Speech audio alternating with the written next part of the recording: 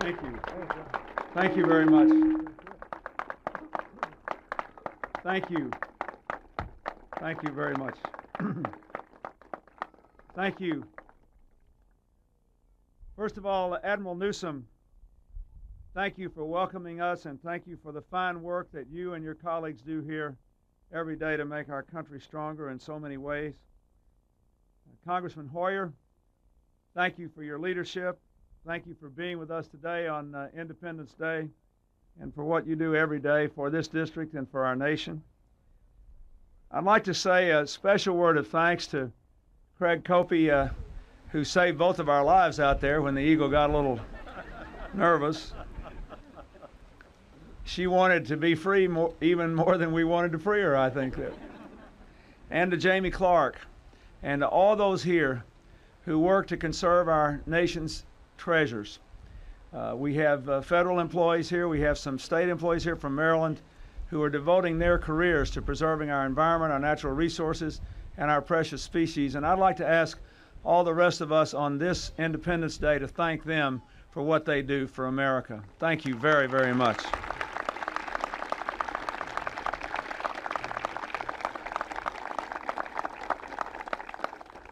I want to thank all the people who are here from the Department of the Interior. I see Deputy Secretary Garamendi, and there are many others here from the Interior Department.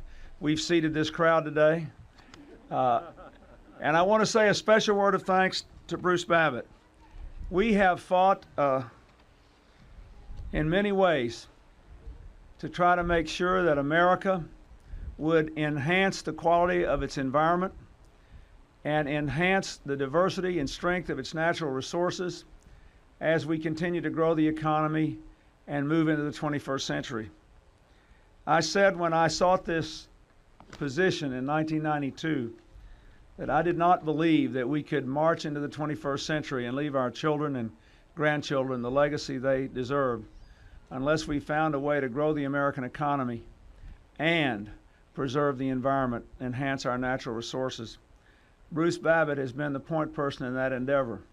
He has certainly endured more personal attacks for standing up for America's environment and for our natural resources than any other member of this administration. He has fought a long and sometimes lonely battle, but in the last year we have seen the American people clearly adopting the position we have fought for all along. They know that America's future depends upon the preservation of our natural resources, and that will be Bruce Babbitt's enduring legacy. I'm very grateful to him, and I know all Americans are.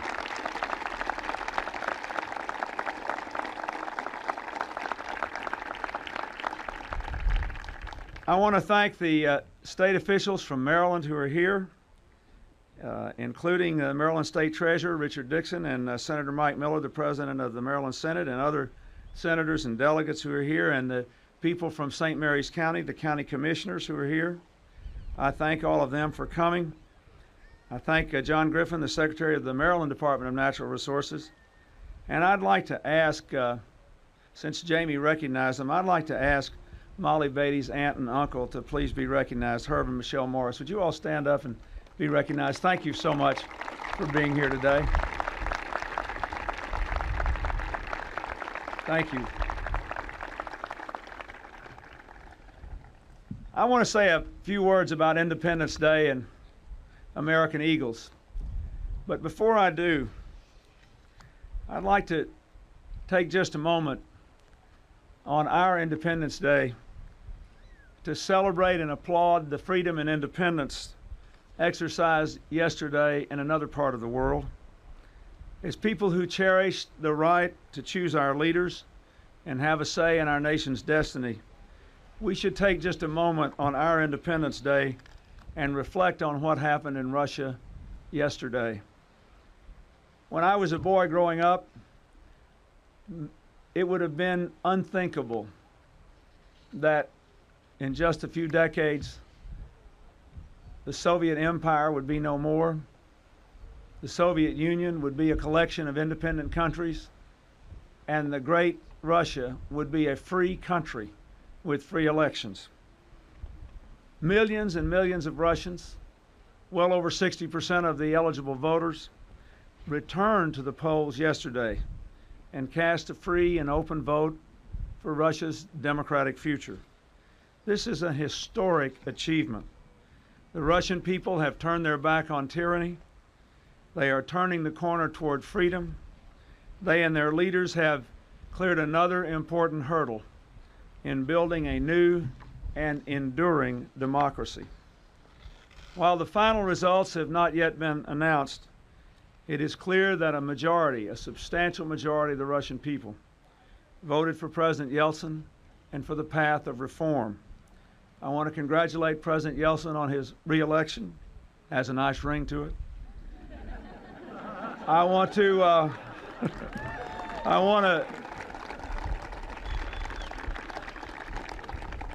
to congratulate the Russian people most of all on this milestone. They have been consistent in being good citizens, turning out in these elections, and showing that they are fully capable of exercising the powers of democracy. So as we celebrate our freedom and independence, we applaud them for their freedom and independence as well. That bodes very good news for the future of the entire world as we move together into a new century.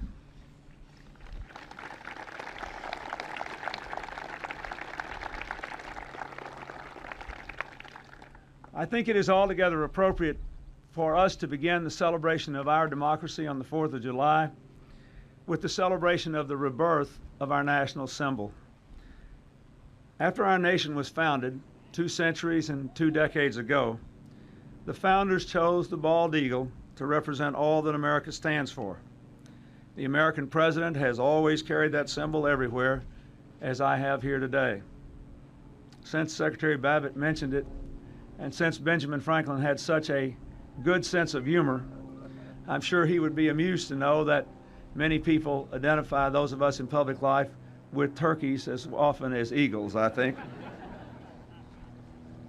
On our first Independence Day, listen to this, on our first Independence Day, as many as 250,000 bald eagles soared over what is now the continental United States. Those eagles seemed as enduring as the strength, the unity, the justice, and the freedom upon which our nation was founded. And so it didn't seem to matter much in the beginning and for a long time that their treetop habitat was destroyed and that they were shot down from the sky. But Thomas Jefferson warned Americans about our environment.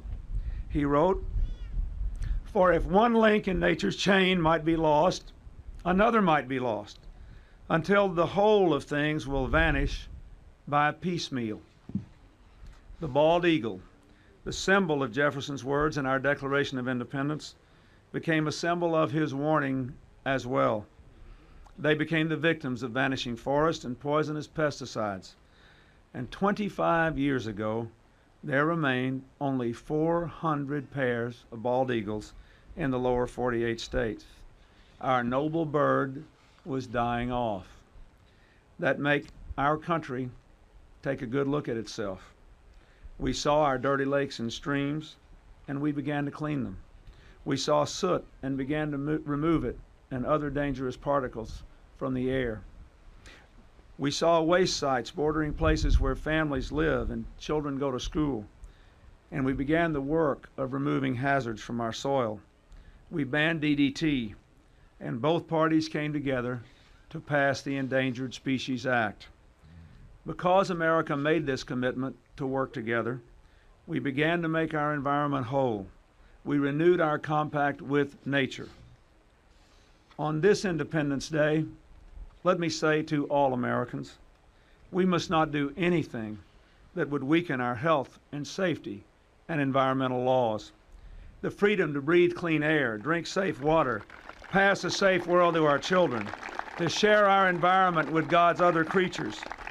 These are liberties we dare not take for granted and we dare not turn our back on.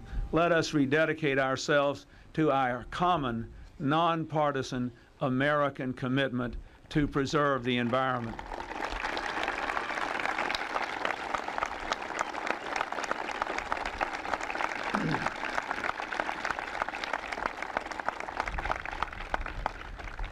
Though human deeds almost erased America's symbol from our skies, human wisdom and good sense brought it back. Now the time of the bald eagle has come again. Now more than 4,500 bald eagle pairs nest in our lower 48 states. 2 years ago, Molly Beattie, who was the first woman to serve as the director of the U.S. Fish and Wildlife Service, released a bald eagle to mark a milestone in its rebirth. The bald eagle was being officially reclassified from endangered to threatened. Last week, Molly Beattie passed away much too soon, but she left us an enduring legacy of passion for our earth and its creatures, which she instilled in all who were fortunate enough to know her. The bald eagle you saw a few minutes ago has been captive, and while it was nursed back from a fractured shoulder. And you heard Craig say when we released her that the bald eagle was named in honor of Molly Beattie. And in her honor today, I say, let us all on Independence Day rededicate ourselves to the preservation of this wonderful land and these wonderful creatures which God has given you. Thank you, and God bless America.